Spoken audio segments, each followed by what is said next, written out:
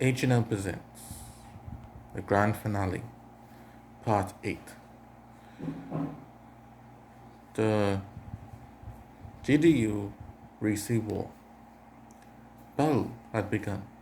The main capital planet within the Recee galaxy, where an open field of war against the LaFleur Hugh Regiment and the Recee army that was being led by Dosh.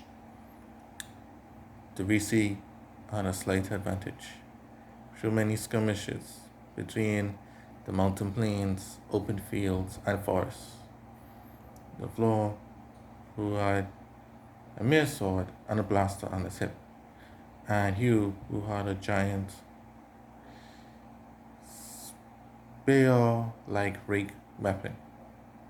They built to juggle enemies up and down and attack them in midair, and some of their specialized troops and giants were being pushed back by the seemingly weaker Recee due to their numbers and tactical tacticians.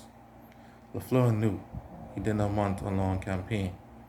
He knew that WS was operating on behalf of the gods and was willing to sacrifice everything, no matter what, to achieve his sick goals. Down deep in his heart, LaFleur knew, despite being a different race and different people, that he did not want the innocent to suffer because of this war. And so he wanted to find a way to end the war quickly. And so he suggested to the Recee and the Recee Staff General Doku for a decisive battle. There will be winner take all.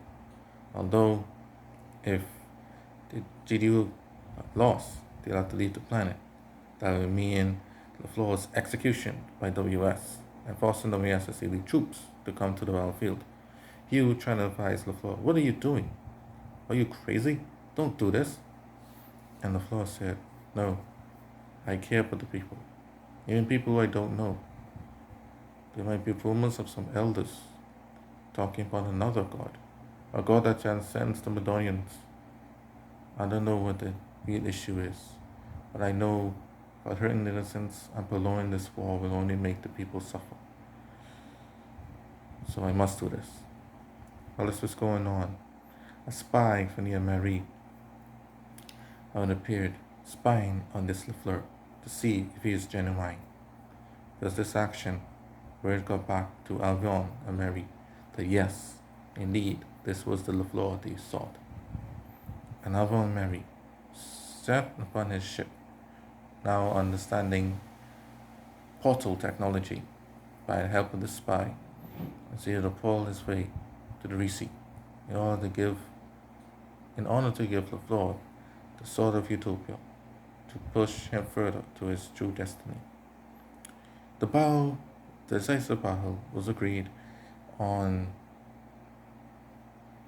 the plains of Daxtro, where in the north the LaFleur regiment, and to the south was the Recee army led by Daku. It was guarding a fort-like castle, where was the central base for the Recee army. In the middle was a large canyon. Dividing them was a large canyon. In the middle was a bridge-like structure, very narrow. No side wanted to cross, because the massive army would have to go to this narrow point and be bombarded by artillery fire if either side went through. It was a deadlock. The campaign lasted days, without any side having an advantage of the other. LaFleur offered a duel against the top generals, but Tokal was not having none of it. However, Sunel, one of the Recee commanders, decided he would go to duel with him. And when that happened, Fleur and Sunel fought.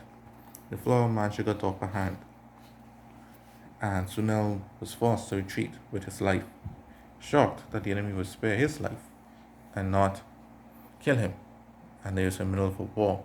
Proving that LaFleur was different. Recee knew that this LaFleur was indeed genuine. Seeing that this LaFleur was genuine, but was blinded by the Medonians. So the war was prolonged for another day, and then LaFleur had a brilliant plan. The cliffs were steep, but they were less steep on their side than the enemy, and so they sent their smaller regiment troops, specialists from the GDU, to climb off both sides of the cliffs, to sneak in and do damage for an enemy's camp at the dead of night, hiding their artillery and destroying their cannons and messing up their guns. And they snuck back over the cliffs. Yeah, before daybreak. On the following day, the 10th day of conflict, LaFleur ordered Hugh to charge. He was stunned. You want us to charge the bridge? He said, it's been 10 days already. If we delay any longer, WS will have both our heads. And Hugh, fearful, charged his unit to the center. Doko saw the foolishness and began to fire. But some of the cannons were faulty, and the gunpowder was limited, and the bullets were shooting blanks. What has happened to our supplies? He asked. And then he ordered his men to follow the assault against the enemy. Hugh, who was very well rested and annoyed that it took so long to get to Bal, began to slay many of the Recee. LaFleur decided he too will charge to defeat the enemy commander, to prevent the death of many, prevent unnecessary death.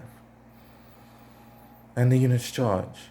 The Doko was stunned. Without the Recee's heavy artillery, they could not push back the GDU forces. And with that, Doko was slain by LaFleur in the middle of the battlefield, and the Recee, without the commander, was scattered, deserted, or were captured. With this major victory, the GDU decided, after taking the fort, to march straight to the capital. It was a long and grueling campaign and siege, but just like last time, they sent specialists within the city to disarm the defenses, even the defenses, and with rams, and fire rams, and cannons and tanks of their own, they managed to breach the city, forcing Darling Colonia and Robert and Sunat to surrender. With this, the Recee were conquered within 11 days. Shocked by the fast quickness of this campaign, taking a whole galaxy, W.S. Drew awarded LaFleur with great prowess and made him a commander in his forces officially. As LaFleur went on to explore the planet alone in the forest, to think of what he had done, and seeing that most of the people of Recee were now spared death because of their quick surrendering, he was visited by Avon Mary. He tried to take out his blaster because he did not know who this being was. And he said, "Rest, LaFleur. I am your friend." LaFleur was stunned. His gun was gone. It had been taken by Jenna, the former pirate and expert thief. And he said, "Where did that woman come from?" And everyone thrown the Song of Utopia to him. LaFleur catched it and felt a strange bond with the weapon. And he said, "What is this?" And he said, "It's your sword." "Well, your sword designed for you and your family." "For me and my family? What exactly are you?" Jenna explained that the sword was named the Sword of Utopia. And when the time is right, he would know what to do with it. Everyone briefly explained the Androsican Empire and everything that the rumors of the Recee were trying to tell him was indeed true, and that he was the true genuine LaFleur of the first universe, but was unable to be born because of the first being's savagery. LaFleur was stunned. He did not know what to do with this information. But before he could react, Jenna and everyone went back to the pub and wished him well and said goodbye. When the time was right, he would reach out to them.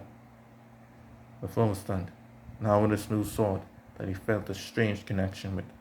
He decided to keep it a secret and to keep the sword, knowing that this campaign with Recee was just the beginning of many wars, and having a new weapon would be great in the terms of war. Still, he's very cautious of using this weapon, however, but he did not know if this weapon was a trap, if they had trackers on it, or what exactly this weapon was capable of.